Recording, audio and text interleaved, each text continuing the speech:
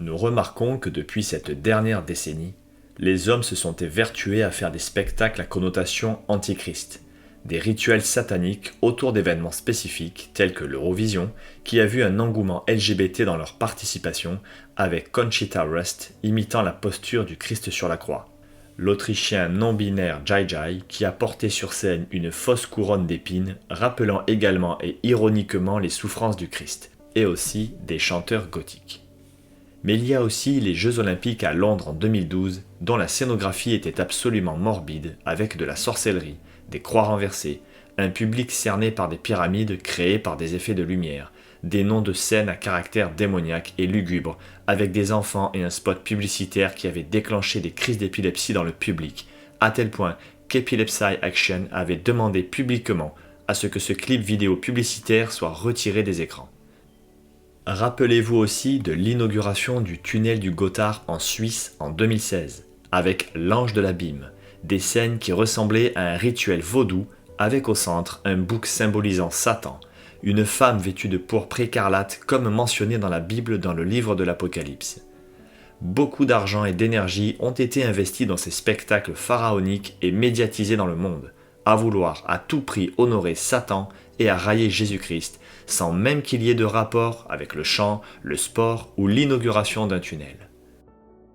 Tout comme il est convenable d'inviter de hautes personnalités lors de grandes manifestations ou d'inaugurations, les hommes font le choix d'inviter et de mettre en scène des entités démoniaques. Ces entités sont clairement mises au devant de la scène. Elles rassemblent un maximum de personnes, jeunes et moins jeunes, et les prennent en otage le temps du spectacle. Spectacle qui est d'ailleurs médiatisé le plus possible sur les chaînes télévisées. Lorsque nous tapons simplement sur le moteur de recherche « Qui inviter lors d'une inauguration ?», nous pouvons lire, je cite, « Invitez la presse locale et les influenceurs de votre secteur. Cela peut contribuer à renforcer la visibilité de votre événement et à toucher de nouveaux publics. Il est également important d'inviter vos clients existants, vos fournisseurs et vos partenaires pour les remercier de leur soutien. Sachez qu'il y a toujours un impact du monde invisible sur le monde visible et inversement. Inviter ainsi des entités démoniaques lors de telles manifestations revient à chercher, pour reprendre les mots de l'article, leurs influences et à toucher les nouvelles âmes comme une piqûre de poison. Il n'y a donc plus seulement les clients existants, les fournisseurs et les partenaires de ces choses ténébreuses, mais il y a aussi des personnes qui n'ont rien demandé et qui ne discernent pas dans quel traquenard elles se trouvent. Le peuple français a également et malheureusement suivi ce courant de pensée qui n'est autre que celui de l'esprit antichrist. Dans nos précédentes vidéos, nous avons largement développé ce phénomène dans le déroulement des Jeux Olympiques 2024. Rappelons-nous également de cet événement qui s'est passé à Toulouse en octobre 2024, ce spectacle qui a réuni plus d'1 million de personnes. Nous n'allons pas aujourd'hui développer l'explication mythologique de Lilith, car beaucoup de vidéos qui circulent sur le net l'ont déjà fait afin de dénoncer les ténèbres véhiculées par cet événement. Malgré cela, certaines personnes doutent encore que cette mise en scène ait pu avoir un rapport direct avec l'esprit antichrist. Pourtant, outre toutes les connotations ténébreuses de cette créature, un détail précis était sans équivoque. Lilith portait à une oreille une boucle d'oreille, un pendant, avec une croix renversée à l'intérieur. Regardons à quel point les gens manquent de discernement et restent dans l'aveuglement. Une femme scorpion missionnée par Hadès, le dieu des enfers, pour aller chercher les âmes damnées. Elle mesure 11 mètres de haut, 18 mètres, 14 mètres de long et elle se déplace donc sur ses 8 petites pattes dans la rue la semaine prochaine. Pour le metteur en scène, c'est un spectacle familial, populaire, qui s'appuie sur la mythologie, aucun rapport avec les religions ni les croyants. Si, comme le met en avant ce journaliste, le thème central de ce spectacle est uniquement la mythologie grecque, et qu'il n'y a rien contre les religions ou les croyances, pourquoi se fait-il qu'il y ait une croix renversée dans le pendant de la créature Lilith ? Tout le monde sait que l'emblème de la croix renversée est un des signes de Satan, en rébellion non pas contre des religions ou des croyances quelconques, mais contre une et une seule foi, celle de la foi chrétienne, puisque la croix représente Jésus qui s'est donné en sacrifice pour nos péchés. Ou alors nous pourrions dire que le directeur artistique de cet événement est lamentablement mauvais en histoire, en commettant un anachronisme aussi catastrophique, en mélangeant ainsi la mythologie grecque qui date environ du 7e siècle avant Jésus-Christ et l'ère chrétienne. Il y a donc un écart d'au moins 700 années. C'est exactement comme si on s'amusait à intégrer un véhicule automobile dans un décor du Moyen-Âge.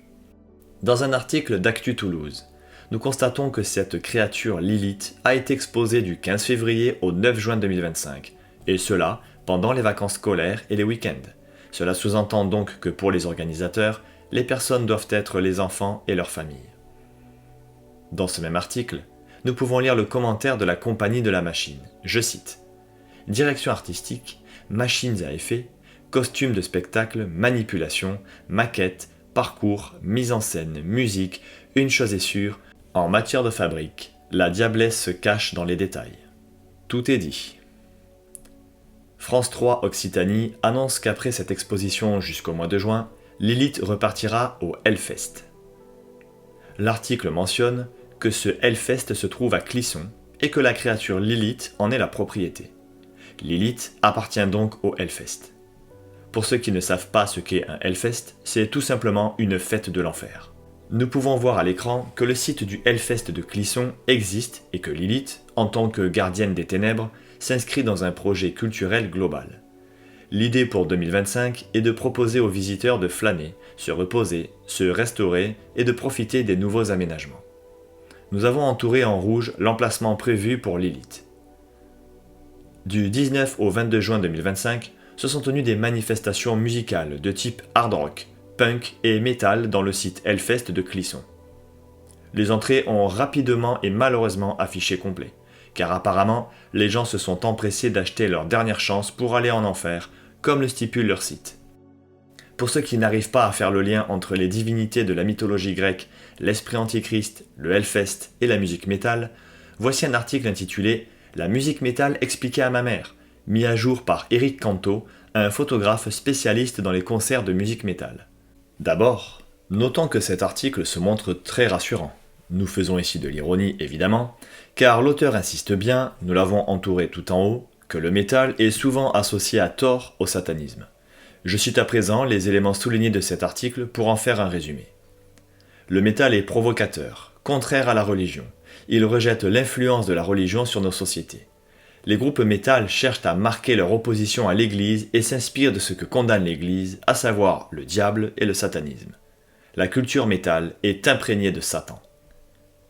Puis, nous voyons la liste de certains éléments que nous avons soulignés en bleu qui rappellent cette culture métal imprégnée de Satan. Le triton, les cornes du diable, le nombre 666, la croix inversée, cela nous rappelle quelque chose, le pentagramme inversé. Puis, toujours pour nous rassurer, l'auteur, adepte de la musique métal, ajoute, je cite, que le métal n'est donc pas un mouvement satanique comme certains groupes et politiciens chrétiens veulent le croire. Il faut dire que c'est presque risible d'apporter autant d'arguments prouvant que la musique métal, les manifestations Hellfest et ses créatures sont d'origine satanique et d'en conclure l'inverse. On voit ici un tel manque de discernement et un tel aveuglement. Nous voyons ici que l'attitude stupide et vulgaire ne fait pas peur. En effet, pour manifester sa satisfaction, l'adepte du métal préfère généralement faire les cornes du diable et pousser des cris et des grognements au lieu d'applaudir. Rappelons-nous alors de la volonté des organisateurs de programmer des spectacles lors des vacances scolaires et des week-ends, afin que les enfants et leurs familles puissent y assister, ayant ainsi peu de discernement concernant l'origine et le but de ces festivités. Les thèmes récurrents de la musique métal sont soulignés en rouge ici. La mort, la souffrance physique et mentale, la peur, l'inconfort, la solitude, la colère et la violence sont leurs sources d'inspiration. C'est une manière de marquer à nouveau leur opposition à la foi chrétienne. Toutefois, voulant certainement se montrer prévenant, et là aussi nous faisons de l'ironie, l'auteur précise, je cite, « Ne croyez pas que les métalleux sont déprimés et à risque de suicide ou même de mystique. Les métalleux aiment aussi et surtout apprécier et profiter des joies de la vie. L'alcool et le sexe sont des sujets très courants. » Fin de la citation. Lorsque nous faisons mention dans nos vidéos de Pan, de Dionysos, d'Europe, de Lilith ou de toute autre divinité de la mythologie grecque et romaine, ce n'est pas pour vous faire un cours de mythologie, mais pour vous faire comprendre que les anciennes entités démoniaques d'antan ont toujours essayé d'influencer le monde, mais sous des formes différentes ou cachées. Mais depuis peu, elles reviennent sur le devant de la scène, sous leur forme originelle, avec leur identité première, leur identité originelle. Nous pouvons comparer cela à une pièce théâtrale. Lorsque le spectacle est terminé et que le rideau se ferme, il s'ouvre à nouveau et les acteurs reviennent sur scène. C'est à ce moment-là que chacun se présente avec sa véritable identité. Le spectateur connaît alors qui tenait le rôle de chaque personnage. Le monde occulte et ses entités ne se cachent plus et révèlent leur véritable identité, telle la fin d'un film avec son générique qui défile sous nos yeux. Nous assistons donc au générique final, avec la révélation des différentes identités des entités qui jouaient tel et tel rôle. En effet, comme l'a écrit le roi Salomon dans Ecclésiaste 1, versets 9 à 10, « Ce qui a existé, c'est cela qui existera. Ce qui s'est fait, c'est cela qui se fera. Rien de nouveau sous le soleil. Y a-t-il une seule chose dont on dise « Voilà enfin du nouveau » ? Non, cela existait déjà dans les siècles passés. Sachez que la ville de Toulouse, dans laquelle déambulait Lilith, a proposé cet été de mettre en scène une autre créature nommée Longma. Le journal Actu Toulouse a annoncé la présence de Longma en mégastar pour le 11 juillet. Intéressons-nous de plus près à Longma et aux informations que nous donne Wikipédia. Nous voyons de prime abord que Longma est un cheval-dragon dans la mythologie chinoise. Mais en lisant plus loin, on apprend que les créatures hybrides et chimériques inspirées par le cheval ne sont pas une spécificité culturelle chinoise. Ce type de créature combinant des traits de dragon et de cheval est connu dans de nombreuses régions du monde. Ainsi, la mythologie grecque connaît l'hippocampe, qui combine des traits de cheval à ceux d'un poisson ou d'un dragon aquatique, sur le même principe que le longma. Dans la mythologie babylonienne, dragon-cheval est un titre donné à la déesse Tiamat. Intéressons-nous alors à la déesse Tiamat, qui est à l'origine de Longma, et voici ce que nous lisons. Tiamat est une déesse mésopotamienne, personnification des eaux primordiales. Elle apparaît avant tout dans l'épopée de la création babylonienne en tant que maîtresse des forces du chaos. Longma ou Tiamat est donc la déesse du chaos. Nous savons qui cherche à créer le chaos. Cette entité démoniaque se retrouve de partout et à travers toutes les générations. Dans le jeu de rôle Donjons et Dragons, dans les cartes de Pokémon, de Naruto et autres déclinaisons. Notons la petite phrase proclamée et exclamée en bas de la carte. « Mes enfants régneront sur tout », marquant ainsi cette volonté de faire des enfants des personnes rebelles, centrées sur eux-mêmes, n'ayant pas besoin de Dieu, mais préférant collectionner et révéler des entités démoniaques entre leurs mains. Il y a également un groupe de métal gothique suédois qui se nomme Tiamat. Les noms mêmes de leurs groupes amis avec lesquels ils partent en tournée sont très évocateurs. Je cite.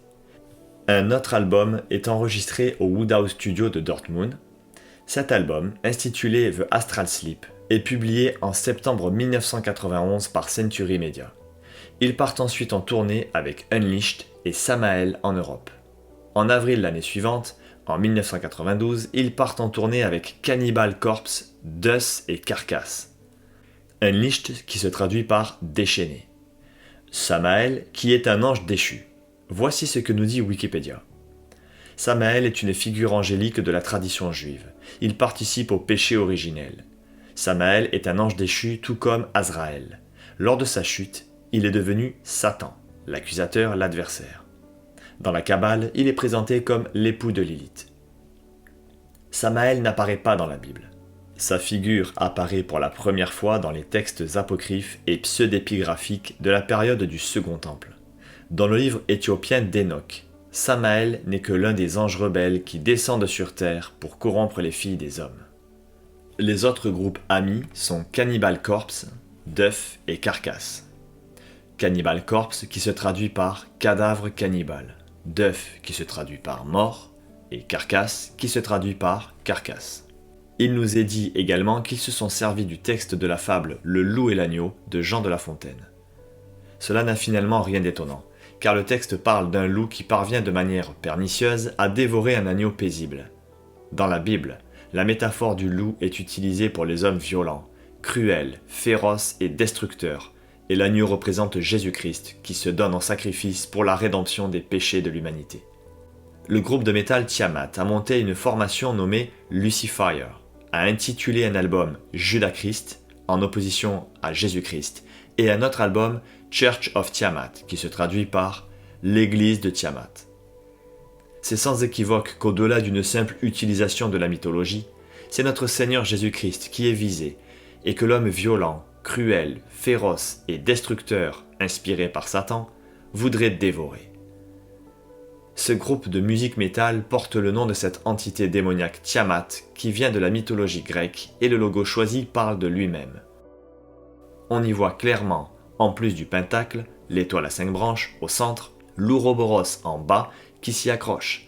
On constate 2 croix renversées en signe de rébellion contre Christ, révélant ainsi cet esprit antichrist. Jésus-Christ est indéniablement le seul vrai chemin vers l'unique Dieu vivant, car sinon, à quoi bon les hommes impies chercheraient à se défouler avec tant d'acharnement contre un Dieu qui n'existerait pas ou qui serait mort. Revenons à présent à la ville de Toulouse. Un autre événement a amené la ville à faire sortir 2 de ses machines démoniaques, le Tour de France de cyclisme. Lisons l'article. La compagnie de la machine rassemble 4 de ses machines pour le Tour de France.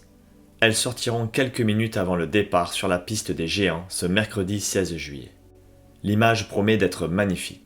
À l'occasion du passage du Tour de France à Toulouse, Astérion, Longmas et les 2 grandes araignées de la halle de la machine seront de sortie ce mercredi 16 juillet.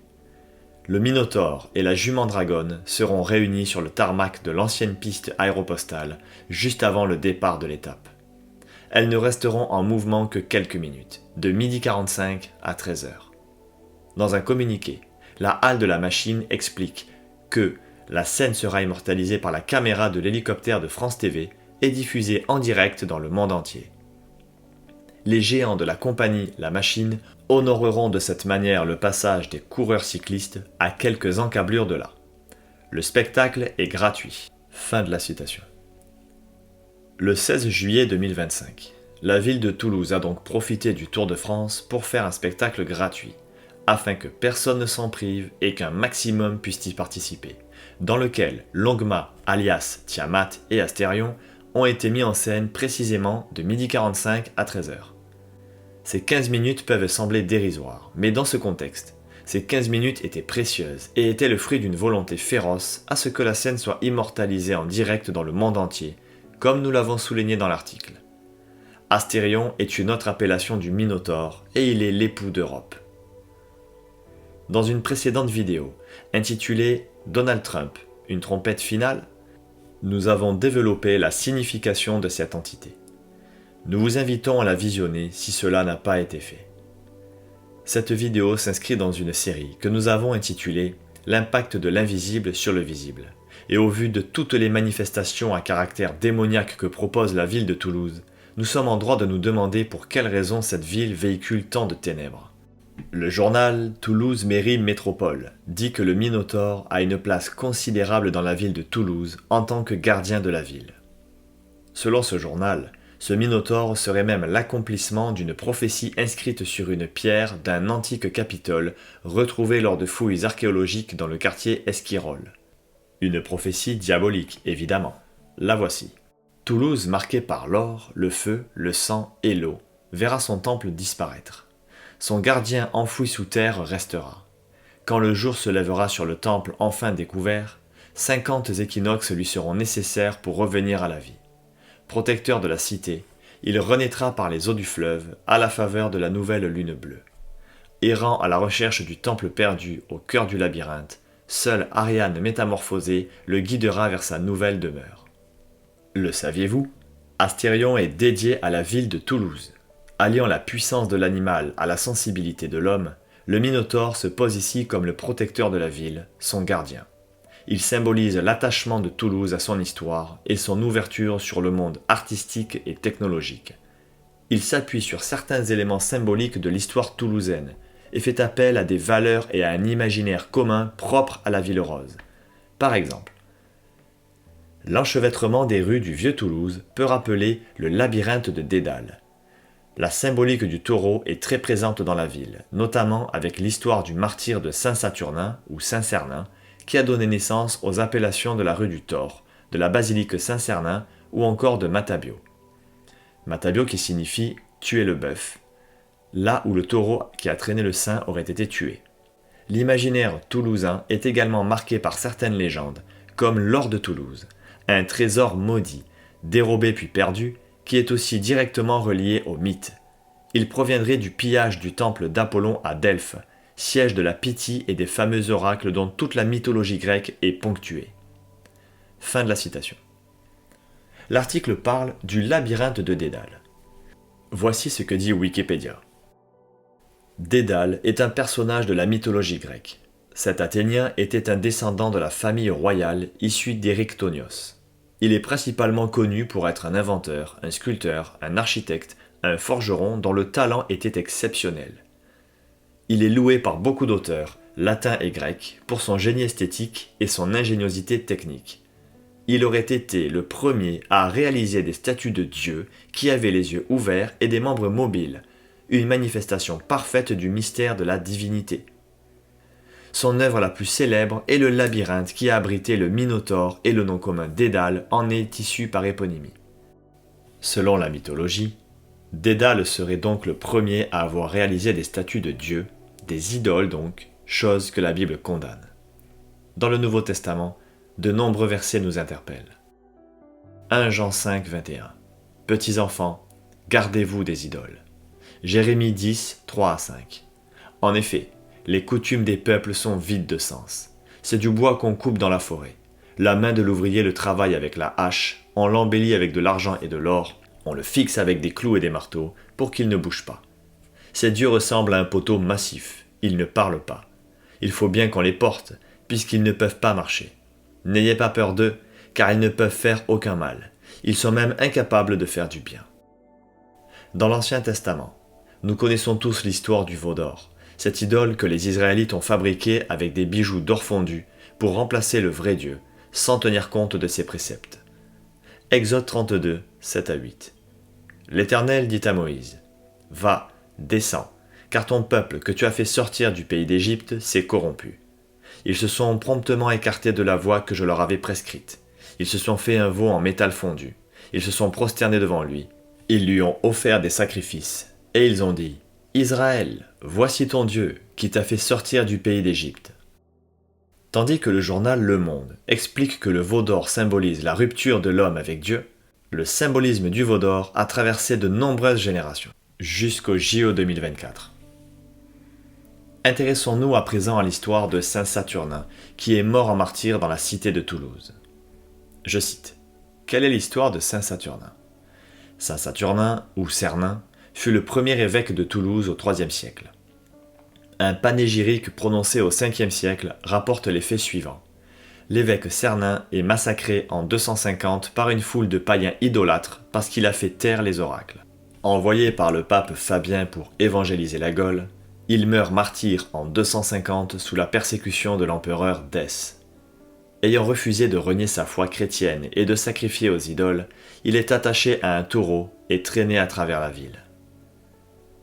À la lecture de ces faits historiques, nous comprenons que Saturnin, cet homme pieux, s'était rendu à Toulouse pour évangéliser, c'est-à-dire annoncer la bonne nouvelle de l'évangile dans toute sa vérité, en essayant de ramener les hommes au véritable Dieu, au lieu de s'adresser à des idoles.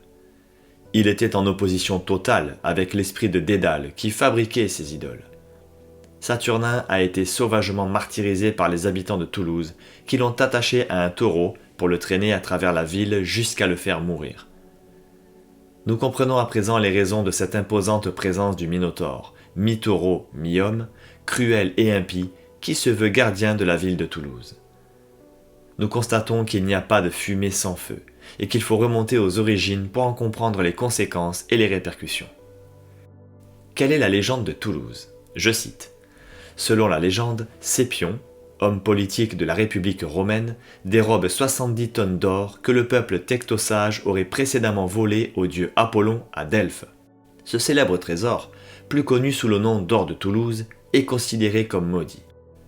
Toulouse revendique clairement les éléments symboliques de son histoire. Sa légende repose sur le fait qu'elle cacherait 70 tonnes d'or volées à Apollon lui-même, un peu comme des objets voués par interdit dont parle la Bible. Ainsi, de manière symbolique, en conservant un trésor maudit dans ses terres, elle propage la malédiction en elle et autour d'elle. L'impact de l'invisible sur le visible est bel et bien là. Cet impact a été également vu de manière manifeste lors des Jeux Olympiques. Cet événement diffusé dans le monde entier et qui a été censuré tant il a choqué par sa scénographie blasphématoire. En effet, lors de la cérémonie d'ouverture des Jeux Olympiques, voici la météo qui était prévue moins de 24 heures avant le jour J. Le temps devait être calme, nuageux, avec un petit risque de précipitation. Et cependant, selon l'article extrait du journal 20 minutes, ce sont véritablement des seaux d'eau qui ont dégringolé du ciel ce 26 juillet 2024, chose rare pour ce mois de l'année. La petite pluie fine s'est transformée en torrent. Les bâches n'ont rapidement plus servi à grand chose, et à 21h15, le quart de la tribune avait déclaré forfait sur noyade.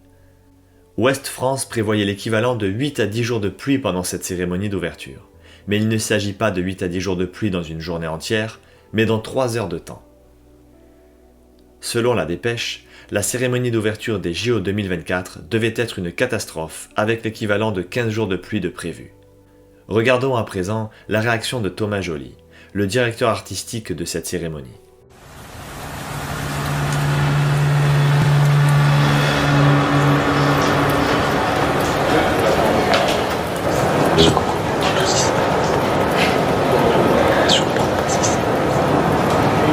Moi, je me suis couché en étant, les dieux nous regardent. Enfin, tu vois, genre les planètes sont alignées.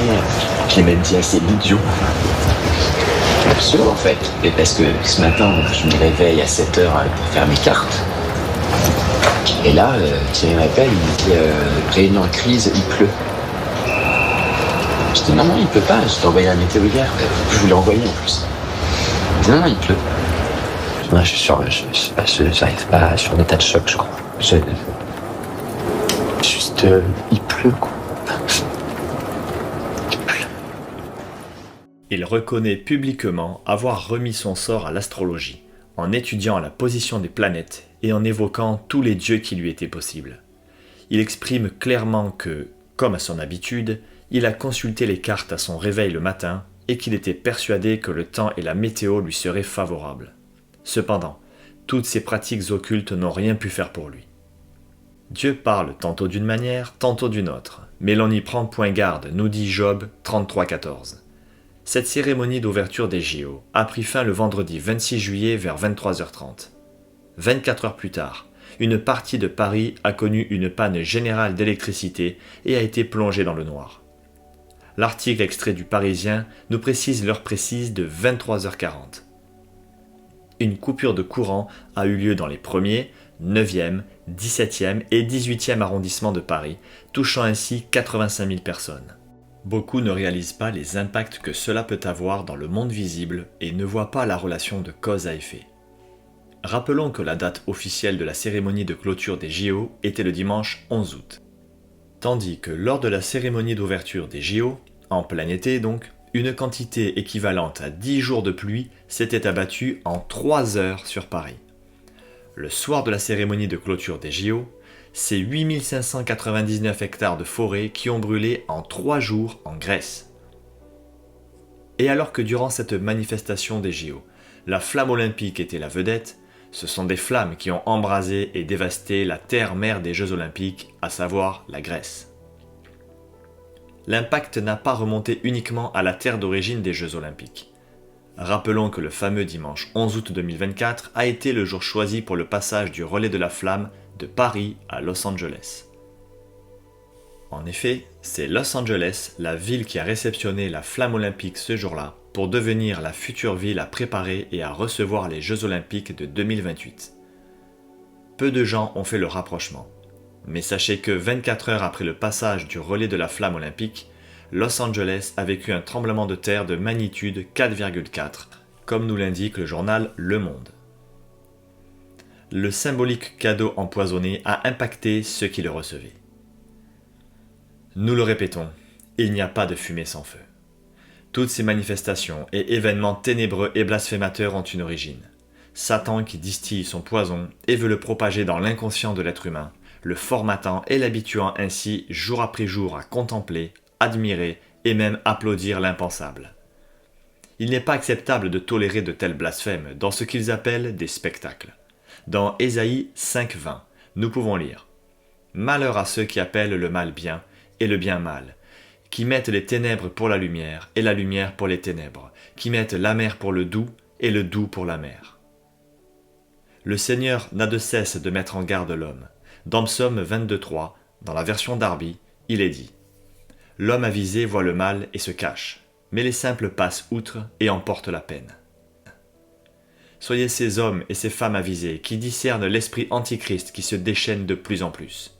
Ne participez pas à ces manifestations qui auront tôt ou tard leur salaire, mais préservez-vous et préservez les vôtres. Comprenez que Jésus-Christ est véritablement le chemin, la vérité et la vie, comme il l'a annoncé dans Jean 14,6. Si cela n'était pas le cas, il n'aurait pas autant d'opposants farouches. Si Satan cherche à entraîner à sa suite l'homme et à le détourner de Dieu, c'est parce qu'il sait que l'homme possède quelque chose que lui n'a pas et n'aura plus jamais.